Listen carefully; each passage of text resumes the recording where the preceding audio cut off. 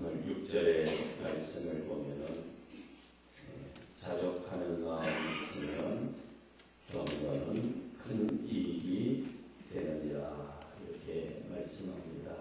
자족하는 마음, 다른 성경은 지족하는 마음이다 이렇게 표현하고 있습니다. 이 말의 뜻은 스스로라는 말하고 만족한다는 말이 합성어입니다. 스스로 만족한다, 즉 자족, 족한 줄을 안다, 그래서 지족하다 이렇게도 말을 합니다. 한마디로 말하면 만족할 줄 아는 마음이 자족하는 마음이고 마음을 비우는 겁니다. 그리고 욕심을 부리지 않고 또 무리하지 않고 뭐하지 않고요? 무리하지 않아요. 억지로 하지 않고 자기의 처한 처지에 만족한다는 것, 이게 자족하는 마음이에요. 외부에서 어떤 형편이든지 어떤 압력이 밀려온다 할지라도 절대로 흔들리지 않고 온전한 평화를 누리는 상태가 바로 자족하는 마음이라는 뜻입니다. 큰 물결이 일어나도 정말 내 영혼의 그 깊은 데서 맑은 가락이 울려 나오는 사람, 이 사람이 바로 자족하는 마음을 가진 사람이라는 뜻입니다. 그런데 이 에베소 교회 안에는 자족하지 못하고 감사하지 못하고 욕심이 가득해서 경건에 별로 유익이 없는 그런 사람들이 있었다는 것을 우리는 본문을 통해서 알 수가 있습니다. 교회와 성도들이 또 신앙 안에서 스스로 교만해져가지고 자족할 줄 모르고 감사할 줄 모르고 사절에 보면 변론과 언쟁을 좋아합니다. 쓸데없는 변론, 논쟁을 좋아해요. 언쟁을 좋아해요. 그래서 투기와 분쟁과 비방과 악한 생각이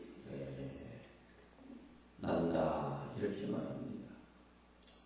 그러다 보니까 5절의 말씀처럼 어디가 부패해집니까? 사람이 마음이 부패해집니다.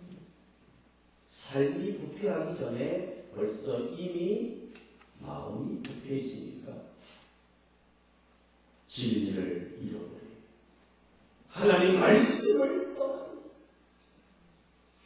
항상 진리의 말씀에 청명해야 되는데 말씀이 없어요.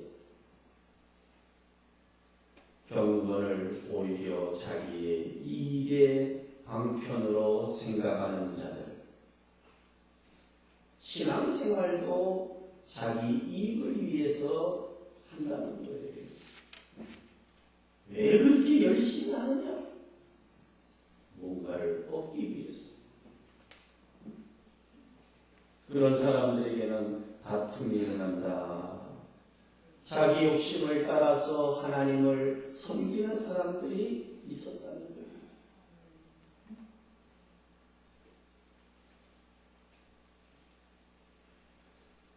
바울은 이러한 상황 가운데 에베소 교회 성도들이 또 디모데에게 목회하면서 어떻게 하면은 자족하는 마음을 가질 수 있느냐, 이 문제를 교훈하고 있습니다. 7절에 보면 우리가 세상에 아무것도 가지고 온 것이 없으며 또한 아무것도 가지고 가지 못하리라 그랬습니다. 이 말씀 보면 누가 생각이 나요? 누가 이런 고백을 합니까? 구약에서. 자식 다 잃어버리고 자기 재산 다 잃고 저 몸에는 악창이 나고 친구들도 별로 도움도 안 되고 욥이죠. 적신으로 왔으니 또 적신으로 돌아간다. 공술에 공수보다 하는 말이 여기서 나오고 있는 것이지요. 그래서 8절에도 우리가 먹을 것이 있고 입을 것이 있으면 뭐라 했습니까? 상당히 못마땅하신가 본데 어떻게 먹을 거하고 입을 것만 가지고 삽니까? 나는 절대로 족하지 않습니다. 그러는 것 같아요. 여러분, 먹을 것이 있고 또 입을 것이 있고 어떻게 보면은 최저라고 볼 수도 있어요. 그래도 감사합니다. 이거 쉬운 말씀 아니죠. 하박국 선지처럼 이런 무화과 나무가 무성하지 못하며 포도나무에 열매가 없으며 감람나무에 소출이 없으며 밭에 먹을 것이 없으며 우리의 양이 없으며 외양간에 소가 없을지라도 난 여호와로 말미암아 즐거워하며 구원의 하나님으로 인하여 기뻐하여라. 여호와 하나님으로 인하여 기뻐할 수 있다. 자족할 수 있다는 거예요. 세상을 보며 사람을 볼 때는 뭐라 그래요? 사람을 보며 세상을 볼 땐 만족함이 없었네. 나의 하나님 그분을 뵐 땐 나는 만족하였네. 여러분, 하나님을 볼 때에 세상을 볼 때는 우리에게 만족이 있을 수 없지요. 인간의 그 무한한 욕망을 채울 길이 없다는 것이죠. 욕심을 버리고 하나님과 내세에 대한 소망을 가질 때에 자족하는 마음을 가질 수 있다. 여호와로 인하여 기뻐하며 감사할 수 있습니다. 또 한 가지 우리가 자족하려면 남과 비교하지 않아야 됩니다. 자꾸 남하고 비교하면 상대적인 결핍에 걸려요. 우리는 똑같지도 않아요. 부르심도 다양하고 은사도 다양하고 취향도 다양한 거예요. 근데 왜 자꾸 비교하면서 비교하는 사람에게는 절대로 자족감이 있을 수 없다는 거죠. 예수님께서 부활하신 다음에 디베랴 바다에서 베드로에게 3번씩 네가 나를 사랑하느냐 내 양을 먹이라고 말씀하신 다음에 이제 베드로에게 네가 젊어서는 마음껏 다녔지만 이제 네가 늙어서는 남이 네게 띠를 띄우고 네가 원치 않는 곳으로 너를 인도할 것이다. 이는 베드로가 어떻게 순교할 것을 말씀하신 겁니다. 그래서 베드로가 부인할 수가 없지요. 어디로 가라고 하든지 오라고 하든지 왜 3번씩이나 예수님을 부인하고 저주하고 맹세했던 그것이 막 살아나는 것이죠. 그럼에도 불구하고 주님은 나를 사랑하니까 어떤 순교까지도 말씀하고 계시죠. 그때 베드로가 살짝 예수님께 여쭤보잖아요. 주님 말씀 맞습니다. 그런데 베드로의 눈에 딱 띄는 게 누구냐면 가장 젊은 제자 요한이. 그 요한은 항상 주님 옆에 품에 있는 제자인데, 주님, 저 요한은 어떻게 될 것입니까? 그때 예수님께서 뭐라 그럽니까? 내가 올 때까지 그를 머물고 하고자 할지라도 네게 무슨 상관이 있느냐? 너는 나를 따르라. 너는 너의 길을 가고 요한은 요한의 길을 간다. 여러분 새끼 사도 요한이라고 해서 편안하게 살다가 그냥 할렐루야하고 들림받은 제자 아닙니다. 젊다 보니까 맨 마지막에 요한계시록을 마감하고 밤모섬에 유배를 가고 가장 혹독한 황제를 만나서 결국은 역시 순교하죠. 베드로가 생각할 때는 조금 좀 약하거나 강하거나 자기는 좀 세게 이렇게 한다, 이런 여러 가지 생각이 있는 것 같은데, 주님은 요한이 어떤 길을 가든지 내가 품든지 보내든지 어떻게 상관하지 말고 너는 베드로야, 너는 나를 따르라는 것이지. 다른 사람과 비교하고 우위를 정하지 말라는 거예요. 지금 주어진 삶을 만족해 하면서 행복해 할 수 있는 이것이 주님의 제자요 우리의 모습이라는 것이지요. 여러분, 다른 사람에 대해서 지나치게 우리가 비교하거나 할 때는 정말 이 만족한, 자족하는 마음이 생기지 않는다는 것이죠. 찬송가 414장을 한번 보시죠. 디모데 전서를 펴놔주시고, 찬송가 414장에 보면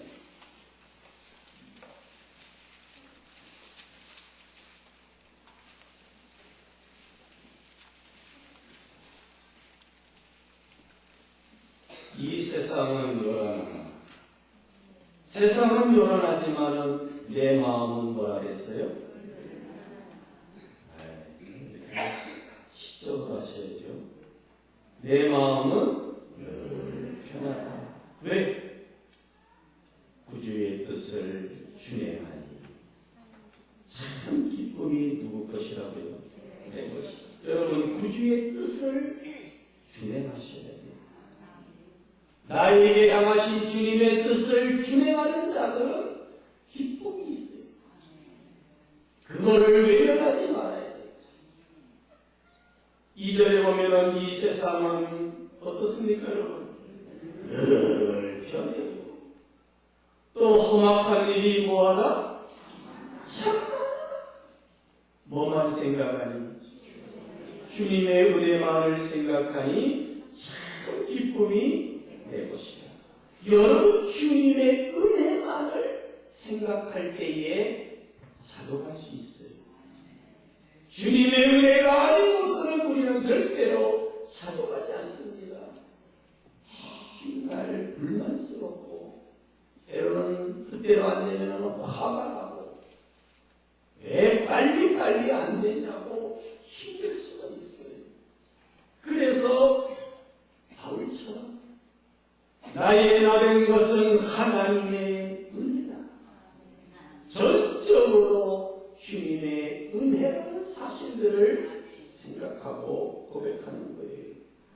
내가 모든 사도보다 더 많이 수고하였지만은 내가 한 것이 아니요 나와 함께 하신 하나님의 은혜로다. 이런 사람이 자족하는 사람이에요. 아멘. 3절을 보면 육신의 눈 못 볼 때에, 사실 여기 육신의 눈 못 볼 때에 여러 가지 있지만 하지만은 눈이 침침해질 때란 뜻입니다. 신령한 눈 곧 밝히사 뭘 보게 하시니 저 천성문 보게 하시니 참 기쁨이 내 것이라. 여러분 저 천성문을 봐야 돼요. 비록 우리가 이 땅에 살지만 유한한 인생이지만 영원한 아버지의 집이 있음을 바라보는 자들은 이 세상에서 힘들고 어려워도 슬퍼도 불편해도 만족할 수 있고 자족할 수 있다는 거예요. 다시 일어날 수 있다는 거예요.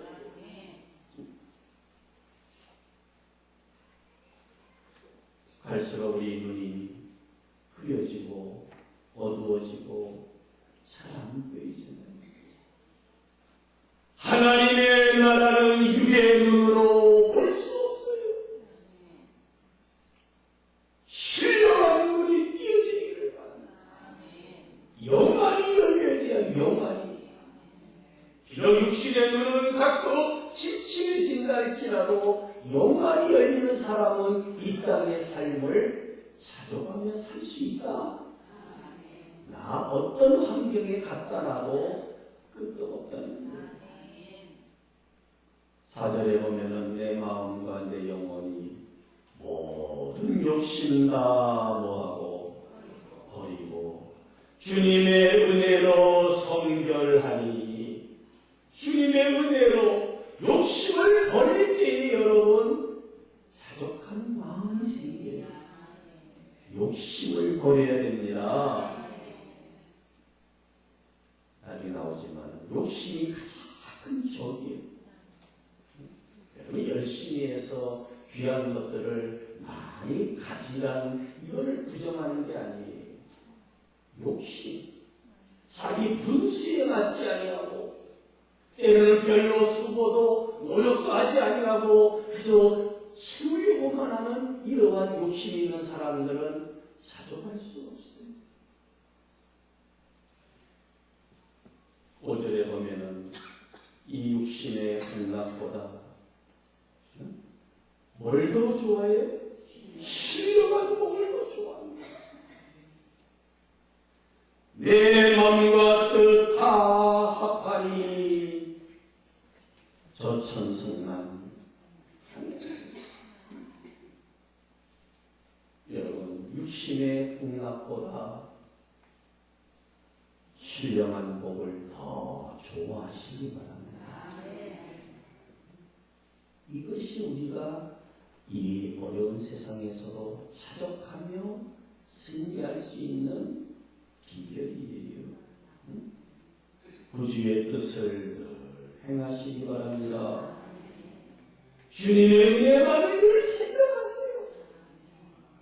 주님의 은혜만을 생각하시는 거예요. 반드시 일으키시고 회복해 주십니다. 자꾸 세상만 보지 말고 저 하늘나라 천성문을 볼 수 있기를 바랍니다.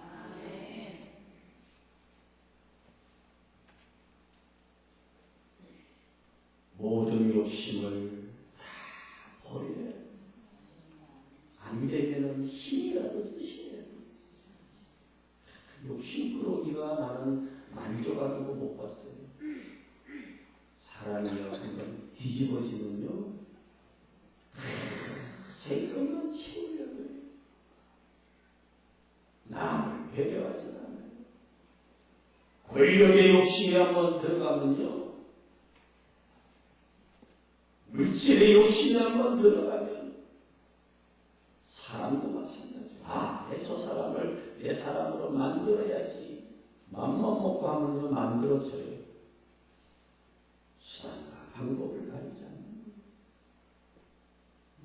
거예요. 저 집을 사야지. 집사님이 나쁜 겁니까? 수단과 방법을 가리지 않는 것은 나쁜 거예요. 크리스천으로서, 믿는 사람으로서 여러분 신령한 복을 더 좋아하셔야 돼요.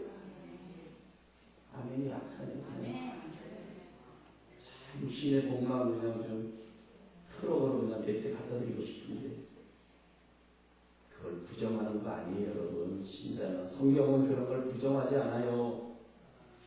육신의 복도 귀하지만 신령한 복을 더 좋아해야 돼. 그래야 자족하는 마음이 돼요. 자족하는 마음이 있어야지. 빨리 다시 돌아가요. 6장으로. 6절에 보면은 경건은 큰 이익이 된다.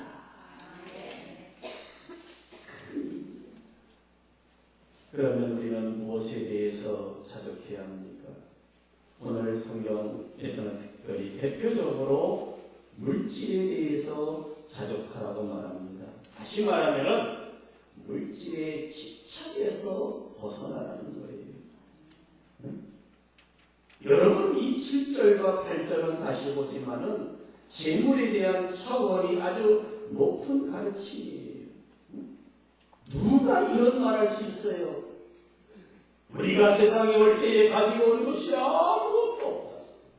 맞지요? 또 세상을 우리가 떠나갈 때도 아무것도 가지고 가지 못한다.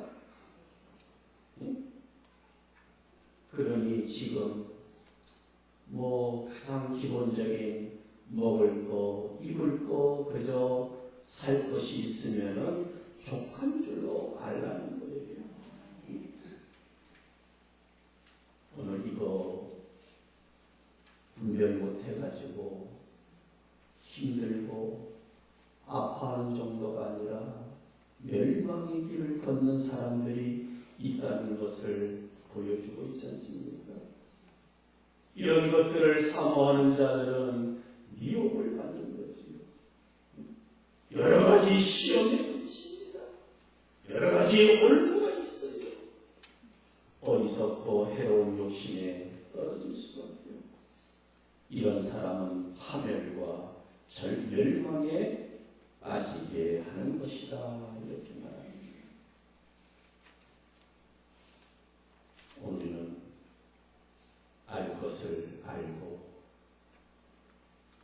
깨달을 것을 깨달을 수 있기를 축복합니다. 그게 믿는 사람과 믿지 않는 사람의 차이점이에요.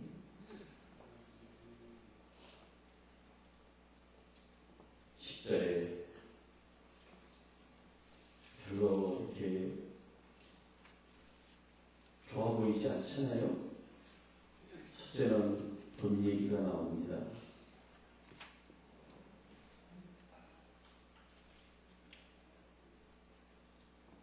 돈.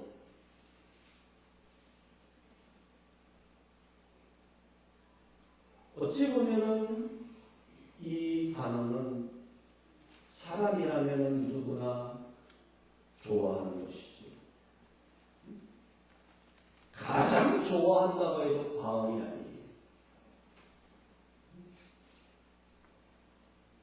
돈을 가진 힘은 정말 막강합니다. 트럼프가 사드 갖다 놓고 돈 1조를 요구하죠. 이 사람은 좀 너무 덤벙거리는 게 답이지. 분명히 무슨 선거 있을 거예요. 우리 잘 몰라도. 선언했으니까 절대로 손해 안 보겠다는 거예요. 우리나라 지켜줘도 무슨 머니가 돈인데 뭐니 해도 원인데 이 안보에도 돈이에요. 사람이 죽이기도 하고 살리기도 하는 게 어떻게 보면 돈이에요. 이거는 과장된 말이 아니지. 믿는 우리 그리스도인들도 돈으로부터 자유롭지 못합니다. 돈은 양날의 검과 같다 그러죠. 돈은 뭐와 같다? 양날의 검과 같다 그러죠. 첫째는 이 돈은 하나님의 선한 일을 위해서 아주 요긴하게 쓸 수 있는 방편이에요. 또 한 가지는 돈 때문에 영혼을 망치고 경건에 해악을 끼칠 수도 있다는 거예요. 이러한 돈을 사랑하는 것이 일망하게 뿌리가 된다 그랬어요. 돈을 사랑하는 것, 이거 사랑한다는 말은 원뜻은 여러분 탐욕이라는 뜻입니다. 정당하게 건실하게 수고하고 땀 흘려서 노동의 대가를 받는 것을 악하다고 하는 말이 아니고 눈이 뒤집어져가지고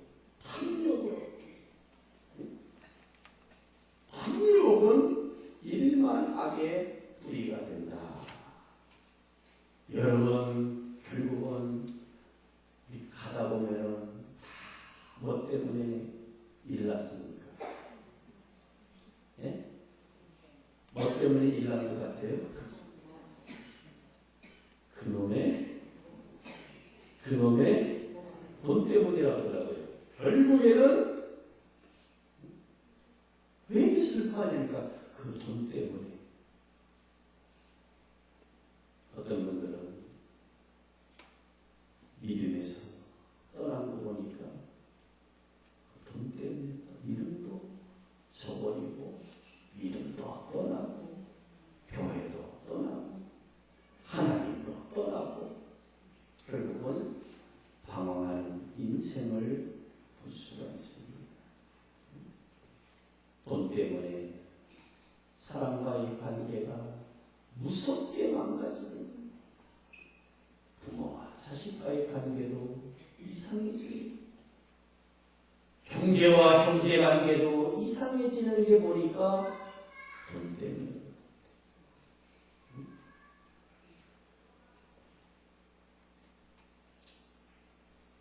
세월호의 모습을 가만히 보면서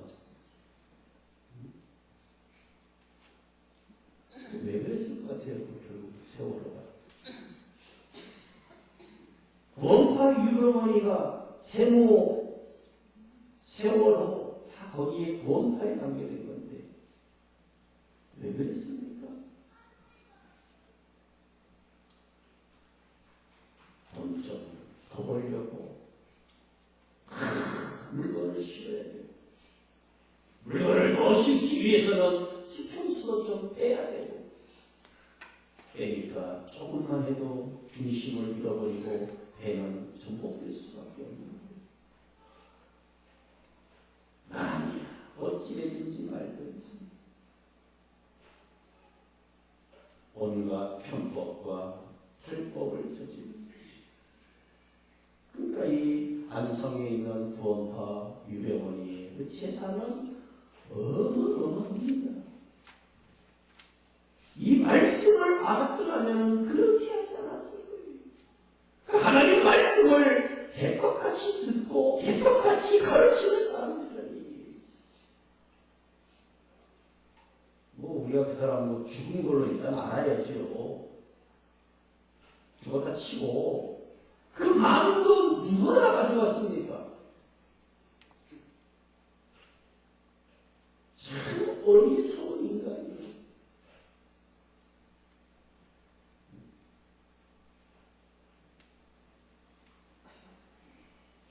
사회에 세월호만이 아닙니다. 왜 다 줄줄이 세월호 차고 들어갑니까? 다 원인이 여기 있는 것이죠. 여러분, 돈 많은 사람들의 이야기라고만 말하면 안 돼요. 우리들도 마찬가지입니다. 돈이 많거나 적거나 결국 욕심 때문에 결국은 내게 주어진 것을 자족하는 마음이 하나님 앞에 없기 때문에 불안해하고 너무 근심도 걱정하다가 신앙생활도 바르게 못하고 하나님도 바르게 섬기지 못하고 교회 생활도 바르게 못하고 자기 마음대로 생각대로 형편대로 살다가 결국은 지치고 상하고 나중에는 벽이 딱 막혀버릴 때는 그냥 포기하고 주저앉고 그 다음에는 에이야 모르겠다 절대로 엉뚱한 방향으로 우리의 인생이 멈춰져 있는 현상을 본다는 거예요. 그런데 여러분, 자족한 마음이 있으면 다시 6절의 말씀처럼 경건에 큰 이익이 있다는 사실이에요. 어떤 고난이 있어도 내 삶의 방향을, 내 삶의 의미와 목적을 상실하지 않습니다. 그것 좀 더하기 위해서 수단과 방법을 가리지 않는 그런 인생은 안 산다는 거예요. 먼저는 하나님과 나와의 대신 관계를 바르게 합니다. 하나님과의 바른 관계가 곧 대인 관계를 바르게 해주는 거예요. 그렇게 미워할 이유도 없어요. 사람을 누구를 원망할 이유도 없어요. 자식들은 항상 부모나 원망하고 왜 이것밖에 안 물려주고 왜 이것밖에 안 해줬냐고. 사실은 그런 말 안 해요. 효자들은요. 그저 나를 하나 이렇게만 해주신 것도 너무너무 감사하잖아. 5월이 다가올 때 우리는 두 가지 마음이에요. 이 부족한 거를 어떻게 할까? 어떻게 5월의 그 사랑을 우리가 어떻게 조금이라도 할 수 있느냐 말이죠. 반면에 원망하고 불평하고, 특히 자식들은 그러면 안 되는 거예요. 부모님들도 사실 자식에 대한 기대치가 많아요. 나중에는 용돈을 얼마 받아야 되냐. 그것도 정말 알아서 할 일이지. 그저 불편하지 않게 해드려야지. 그게 X지 얼마가 중요합니까? 불편하지 않게. 그것 때문에 불편해요. 하나님을 향한 사람들은 자족한 사람들입니다. 다 1층에 살든지 10층에 살든지 어떤 차를 몰고 다니든지 어떤 집에 살든지 개의치 않아요. 아멘. 시기, 질투, 분쟁 없어요. 그렇다고 많다고 그런 거 아니에요.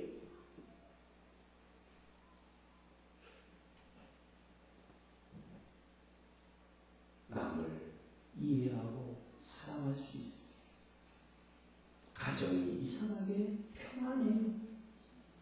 뭘 많이 가져서가 아니잖아요. 가정이 남편이 무슨 많이 그냥 동그라미 몇 개 되도록 벌어와서 만족하는 거 아니잖아요.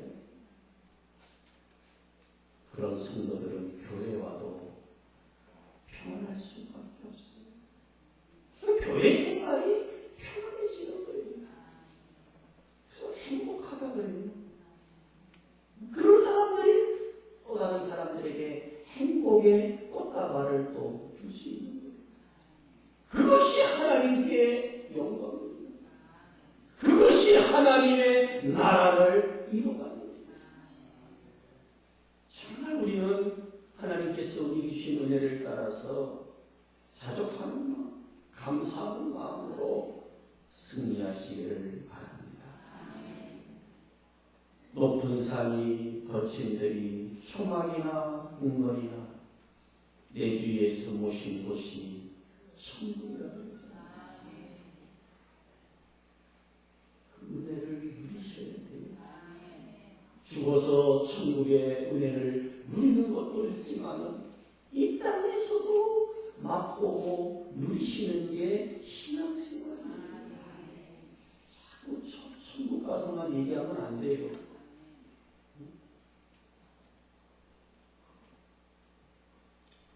누가 마태복음 19장 22절에 나오는 부자 청년의 모습이 없기를 바랍니다. 영생의 문제를 가지고 예수님께 찾아왔다가 그래 너 가진 게 많은데 좀 팔아다가 가난한 사람들을 나눠주고 나를 좀 찾아와라. 쫓으라 그랬더니 이 부자 청년이 재물이 많은 거로 근심하면서 주님을 떠나가는 그 뒷모습은요, 주님 오실 때까지 우리 기억을 떠날 수 없는 재물이 많음으로 이렇게 딱 걸려들잖아요. 근심하여 갔다 그랬어요. 젊은 관원이고 부자인데 잘못된 부자예요. 그거 떼낸다고 여러분 망합니까? 저는 대통령 후보들이 뭐 안보 문제 가장 중요한 이슈는 이제 경제입니다.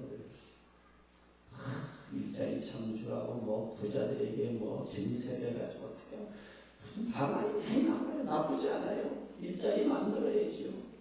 쉽지는 않지. 그래서 정말 경제로부터 우리 모든 국민들이 일하고 살 수 있는 나라를 목표로 해야죠. 더 중요한 걸 빼고 있어요. 탐욕으로부터의 자유를 세워야 되는 나라야. 대통령부터 조금이라도 욕심과 탐욕이 들어가면은 또 이제 꼴나는 거예요. 장관들 이권에 개입하고 국회의원들 이권에 개입하고 탐심부터 제거해야 된다는 거예요. 잘 먹고 잘 사는 나라 만들어. 이거는 틀린 건 아니에요. 근데 왜 탐심으로부터 욕심으로부터 벗어나게 하는 말하고 제도를 똑바로 하지 않으면 제2, 제3의 국정농단은 또 나옵니다. 절대로 믿지 마세요. 왜 자족하는 마음이 없어요? 나 같은 거를 대한민국의 대통령으로 세워뒀으면은 그것도 100점짜리가 아니에요. 때로는 정말 사람이 너무 없다는 생각도 들어서 찍어줘서 됐으면은 초심을 잃지 말고 좀 남의 말에 길도 기울이고 좀 자족하는 마음이 있어야 돼요. 위로는 하나님을 부러워할 줄 알아야 돼요. 그리고 국민들을 정말 부러워할 줄 알아야 돼요. 이런 식으로 하면은 4년 후에 5년 후에 표 안 준다. 이거를 여러분 우리가 잘해야 되는 거예요. 뭐 사고치고 별지대도 가서 또 막 이 말하면 표 주니까 이게 대한민국 잘못되는 거예요. 물질의 부자도 중요하지만 영혼의 부요함을 우리가 누리셔야 됩니다. 모든 주신 것들을 감사하고 다른 사람들에게 줄 수 있는, 베풀 수 있는 이것이 진정한 자족하는 마음이 있는 사람들의 모습이라는 겁니다. 절대로 더러운 말, 더러운 마음, 더러운 욕심 이걸 가지고 행하지를 않는다는 것이죠. 찬송가 549장에 보면은 내 주여 뜻대로 행하시옵소서 이 찬송의 그 작사자가 슈몰크라는 독일 목사님입니다. 화재로 인해서 이 목사님이 두 아들을 잃어요. 여러분 가사를 그냥 부르지 마세요. 두 아들을 잃고 난 다음에 지은 찬송이 내 주여 뜻대로 행하시옵소서. 3절에 보면은 내 주여 뜻대로 행하시옵소서. 내 모든 일들을 다 주께 맡기고 저 천성 향하여 고요히 가르니 살든지 죽든지 뜻대로 하소서. 살고 죽는 것을 하나님께 맡길 수 있을 정도로 두 아들을 잃은 목사님이 자족할 수 있다는 거예요. 손양원 목사님이 그런 모습을 보여주셨어요. 이게 신자 아닙니까? 이게 성도 아닙니까? 얼마나 경건의 이익이 큰지 몰라요. 말씀을 했습니다. 이것을 탐내는 자들은 위협을 받아 믿음에서 떠나 많은 근심으로써 자기를 찔렀도다. 그러기 위해서 여러분 18절의 말씀을 보고 마치지요. 어떻게 우리가 더 자족하는 마음을 누릴 수 있느냐? 18절의 첫째는 선을 행하십시오. 뭘 행하라고요? 선을, 하나님이 기뻐하시는 일들을 행하세요. 그 다음에는 뭘 많이 하세요? 선한 사업을 많이 하자고요. 그 다음에는 뭘 좋아해야 돼요? 여기서 안 하면 집에 가면 더 안 되는데. 통장 만져도 손이 떨리는데, 그러면. 뭘 좋아해야 돼요? 크게 좀 해, 크게. 오늘 맛있는 국밥 잡수세요. 배고파야 되니까. 뭘 좋아해야 돼요? 나눠주기를 좋아해야 돼요. 그 다음 뭐예요? 살살 맞으면 안 돼요. 우리는 자족하는 마음이 있는 사람들은 너그럽다. 옆에 사람하고 인사하세요. 너그러우신 권사님. 그럼 다시 화 보낼 거야. 응? 너그러우신 장로님, 너그러운 집사님. 이게 자족하는 마음이 있는 사람들의 현상이에요. 요거 없는 사람들은 집에 가서 반성해야 돼요. 회개해야 돼요. 저는 오늘 4월 마지막 날, 마지막 주에 본문을 잡을 길이 없어요. 그래서 우리 복 있는 마지막 디모데전서 6장을 우리가 마쳤는데, 오후에 나눌 본문이 그 부분이고, 구역예배 나눌 본문이 이 본문이고, 그래. 그렇죠. 우리 세상, 사회, 우리도 돈 있어서 아마 오늘 여기 안 앉았을지도 몰라. 확실히 어디 가고 싶었을지도 몰라요.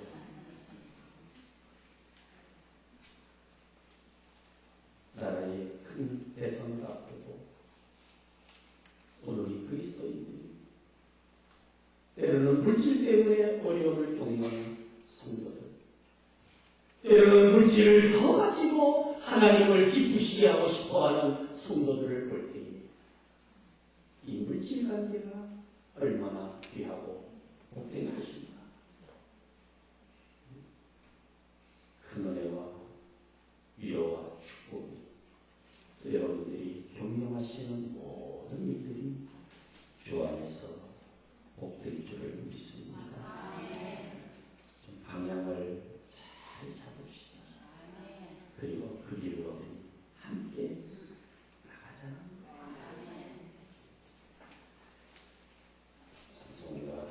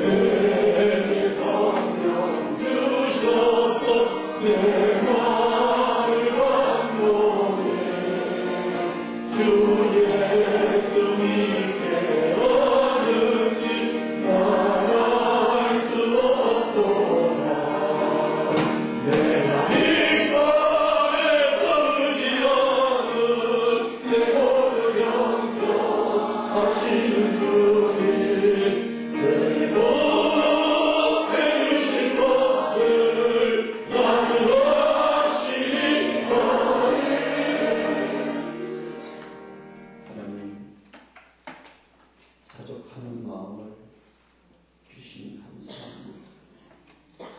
어렵고 힘든 세상에서 채워지지 않는 이 현실 속에서 때로는 마음껏 주님을 위하여 쓰고 살고 싶어 그렇지 못할 때로 자족하면서 선하신 하나님의 뜻을 바라보면서 신실한 믿음의 길을 걷는 성도들을 허락하여 주심을 감사합니다. 때로는 건강이나 가족이나 자녀들이나 일하면서 정말 만족하기 어려운 그런 상황 속에서 자족하게 하여 주심을 감사합니다. 믿음 저버리지 아니하고 흔들리지 아니하고 주의 길을 걷는 귀한 성도들로 일꾼들로 세우심을 감사합니다. 지금 이 세상은 자족하지 못하고 있습니다. 많은 교회들이 자족하지 못하고 있습니다. 때로는 성도들의 삶이 특히 이 대한민국이 누구를 세워도 만족하지 못하고 자기 잘났다고 하는 세상에서 오늘 우리 그리스도인들은 더 겸손하게 이 은혜를 가지고 승리할 수 있도록 도와주시옵소서. 원치 않는 아픔과 어려움 중에서도 은혜 때문에 감사하고 자족하며 회복을 간구하는 성도들, 사업장을 기억하여 주시고 직장을 축복하여 주시고 건강과 은사와 소망으로 충만케 하여 주시옵소서. 출타한 성도들 평안과 안전으로 축복하여 주시고 경건의 힘을 따라서 행할 수 있도록 은혜를 더하여 주시옵소서. 이제는 우리 주 예수 그리스도의 은혜와 하나님 아버지의 무한하신 사랑하심과 성령님의 다와 감동 위로 교통 충만하심 오늘도 자족하며 감사하며 주의 길을 걷는 모든 성도들의 심령들 속에 또한 직장과 사업장과 자녀들의 학업들 속에 특별히 건강과 은사 위에 이제로부터 영원토록 함께 계실지어다. 아멘.